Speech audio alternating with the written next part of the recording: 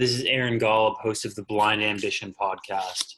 We'll be bringing you world-class leaders, entrepreneurs, and athletes, people who have overcome obstacles and used their ambition to create enormous success in their lives. If you enjoy this podcast, if you get anything out of it, the only thing I'll ever ask is that you subscribe, rate, and review. Hope you enjoy. Hello, everyone, to another week of Blind Ambition. Today, I'm joined by AJ Vaynerchuk. AJ, thank you so much for being here. Yeah, Aaron, thanks so much for having me. Of course. I really wanted to dive into and learn about your journey, as an entrepreneur in the sports world, what really led you to where you are today. I guess I'll start, growing up. Did you know that you wanted to do something different than other people? Did you know you wanted to be an entrepreneur? Yeah, I did. I think, and I knew it at a really young age. I think that I was very, very, very lucky to have two role models right in my own home. My father is an entrepreneur. My older brother, who's 11 years older than me, he's an entrepreneur. And so, just having the passenger seat to two entrepreneurial journeys, they were different types of entrepreneurs, which I think is beneficial to me. I was able to see kind of like two sides of entrepreneurship. And, my father had his journey, my brother had his journey. They had their strengths that I could learn from. And I think something that was really cool and lucky for me too was that I naturally had a brain for business on a surface level because numbers came really easy to me. And so because I could understand numbers easily, I didn't have a difficult time following a lot of the discussion that my brother and my father would have because those early days, it was centered around a retail business. My father started a wine store in New Jersey, and then my brother came in and helped take it online nationally. And so they had a in-store retail and an e-commerce business. And, at age 10, I had no problem understanding, profit margins and sales numbers and, how a business operates in a retail landscape. And so that business conversation dominated the dinner table, and I was able to keep up, and I found it interesting. And it was obviously massively influential in my career moving forward. Given that your father and brother were such successful entrepreneurs when you were really little. Yeah. Did that more allow you to grow and learn from them? Or did you ever feel that, you had to try and live up to what they did and, it might've been hard for you, because they were the spotlight? Yeah, I think it was both. Something that I came to the conclusion to very early was I was probably like 16 or 17. I was like, you know what? I'm never going to go into the family business. And that's kind of a wild conclusion to come to as a junior in high school or whatever it was. And it's just like, I looked at the family business and I was like, man, I don't think there's enough room for the two of them, let alone the three of us. And, and I think ultimately that ended up coming true, right? My brother branched out and took on more, entrepreneurial journeys. My father stayed the course with his wine business that he started from scratch. And so, it was interesting because their success and their talent was definitely a net positive, no question. Yeah. But there definitely was a little bit of this anxiety and this stress and this pressure to A, live up to those expectations, and B, not have a clear path, because I knew that I did not want to join the family business. I didn't care about the world of wine and liquor. I didn't think there was room for me with the two of them. I wasn't particularly gravitating towards the world of retail. And so that was kind of an interesting thing to come to terms with, and, something I focused on for the rest of my college and high school time. And then what drove you to what you are doing, with Vayner Sports and everything you have going on? What said, I want to go in this direction? Like I'm a former athlete at a pretty high level, but I didn't start a sports business. What drove you to that? It starts at a young age. I think I already talked about my passion for business and my fortunate ability to kind of comprehend business at an early age and have role models in front of me. The other piece that I had was I was a diehard sports fan. And a lot of that was from my brother, again, being 11 years older, and, grew up a diehard Jets fan, a diehard Knicks fan. Those were my two teams. Football and basketball, my two favorite sports, baseball a little bit as well. And I just love sports, and particularly the team side. Like, I am as hardcore of a Jets and Knicks fan as you'll find. And when you get to that level of fandom, and I think if you have an appetite for business, you start going beyond what happens on Sundays, and you start looking into the NFL draft and free agency and things of that nature. And so I was always somebody that cared about that kind of stuff. I mean, Gary and I went to the NFL draft like 5 or 6 years in a row in the 2000s. When I played Madden, for example, I spent way more time in franchise mode than I did actually playing the game itself. And so I was always interested in the business side of sports. And I think after starting VaynerMedia, what is now VaynerX with Gary back in 2009 and leaving in 2016, when I stepped away and thought about what I wanted to do next, I saw Vayner Sports as that opportunity to blend my two biggest passions of sports and business together and get into athlete representation.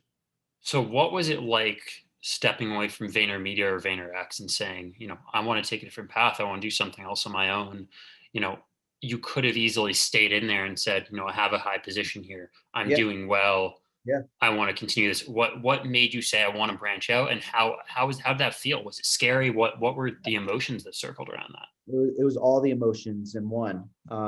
It was scary to leave something that was so comfortable. We had so much success building that business, and it still thrives today. And Gary's still the CEO there.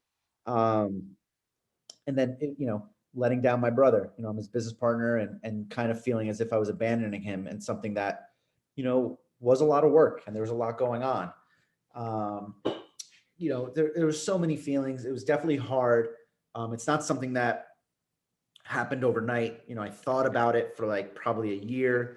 And then when I told Gary I wanted to leave, I told him that I didn't need to leave right away. And I essentially offboarded over the course of the following year. Like it was a process. I had some of my best friends that worked for me and started with the company when Gary and I started the company, and it felt weird leaving them behind, so to speak. And so it was a lot, but I knew I had to do it for myself. I've talked about it before. I suffer from a condition called Crohn's disease, and the single worst thing that a Crohn's disease patient can deal with is stress. Yep. And the business that we were building, the environment that we were in, the growth that we were having, it was impossible to avoid that type of stress. And so I felt like I needed to do it for my mental and physical well-being. Took some time off, much needed time off, and got to the sports side.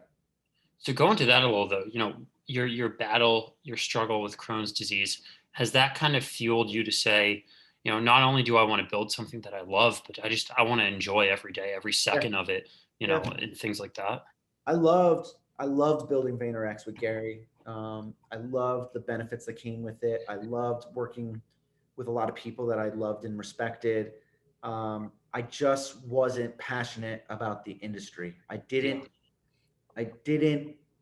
strive to find more time to read Ad Age and see what brands were doing in the world of advertising. I didn't care what other agencies were doing. Yeah. Conversely, like I love what I do for a living now, and I genuinely enjoy every bit of the process. I seek out to learn the game more every day. And so it's very much what drove it. I think my Crohn's disease is both a blessing and a curse. Yeah. It's the curse side's obvious. Yeah. The blessing though is I think by getting diagnosed with Crohn's at age 19, it really forced my mind to think at a higher level, at a more mature level, with a bigger and deeper perspective. And so I like to think that ultimately it's benefited me. No, I love that. And I always say this when I do speaking engagements, I'm so thankful and so blessed that I was born legally blind, because it allowed me to meet incredible people and do some amazing things that if I wasn't legally blind would never have happened. And I see that same kind of thing with you where, obviously there are some setbacks and there are some things that you have to work around, but at the end of the day, like if I could go back and change it and have full vision, I would not do that. I'd live how I've lived. Awesome, man. I love that. Yeah. I mean, listen, I'm very fortunate. My case of Crohn's is right in the middle. It's not the lightest. It's not the most severe. I've had intestinal surgery. I've been to the ER, so it's not a walk in the park, but compared to a lot of other things, I kind of feel the same way. I don't think I would change a thing either. Yeah. What are your goals for the future? What are you trying to accomplish, whether it be business wise, relationship wise, just growing a life of happiness? Yeah, I think something that has always been goal number one, and I continue to push on it. And I'm particularly interested to see how it looks once the world normalizes a bit post pandemic, is that work-life balance. And I think not the cliche way of like, I'm not saying I want to work 40 hours a week, but I think it's an art to understand how to run a successful business in my industry, Yeah. be a great husband, be a great father. I've got 3 kids under 3.5.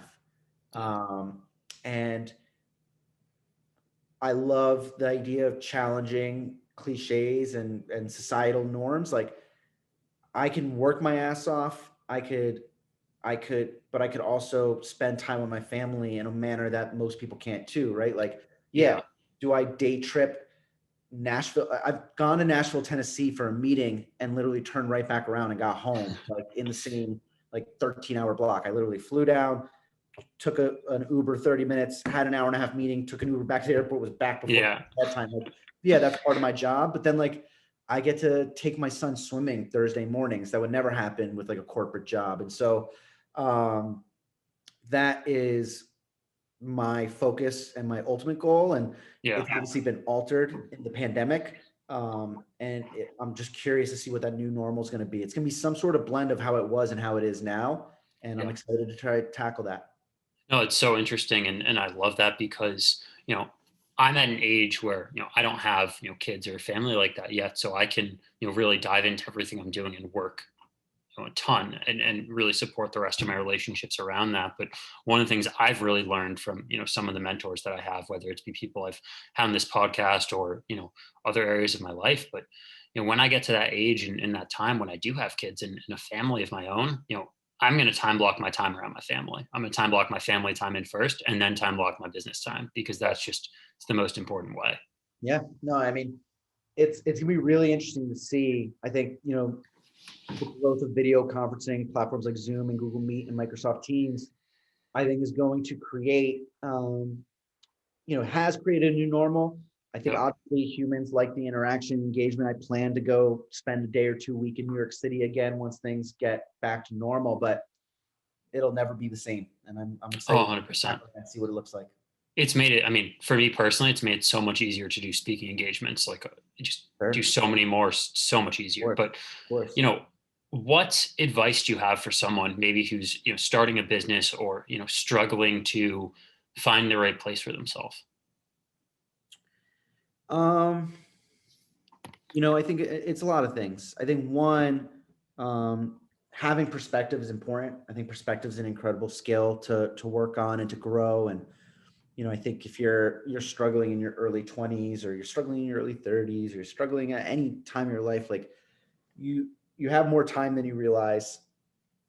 A lot of the stress that you're feeling is probably self-inflicted, and keep chipping away. I mean, I just read it actually right before this article, and this is an extreme example, but I think it gives perspective and gives optimism to those that maybe struggle. Is like Jeff Bezos in his 20s was struggling, was broke, lived in his parents' basement, and now he's considered one of the greatest entrepreneurs of all time. I think he's the richest person in the world. So, that's obviously extreme and not the most practical and not the most helpful, but think back to, some of the most successful people in the world, like in the advent of social media and, headline reading and only seeing the best stuff on Instagram and Twitter, it's like people don't see everybody else's downs and they think they're the only one having a down. And so I think just taking a step back and having perspective is extremely important. And then from a more practical, like executional and tactical perspective, I personally believe that ideas are a dime a dozen. I said this to somebody yesterday. Ideas are a dime a dozen. There's plenty of good ideas out there. It's all about execution. And so if you have an idea that's kind of like standard, not the most innovative or disruptive thing in the world, like you just got to execute like crazy. Now, if you can come up with an idea that's actually disruptive, those are the ideas I like to invest in. Those are like the ideas I like to dive into. And so you either need to focus on innovation / disruption or execution. I don't think there's a way to be successful without one of those two buckets. Yeah, 100%. I love that. I think my audience is going to get a lot of value from this. I really appreciate you coming on and thank you so much. Yeah, man, absolutely. I appreciate it as well, Aaron. Thank you. Thank you so much for listening to this podcast. If you enjoyed it at all, if you got one thing out of it, we'd really appreciate it if you would subscribe, rate, and review. Thank you.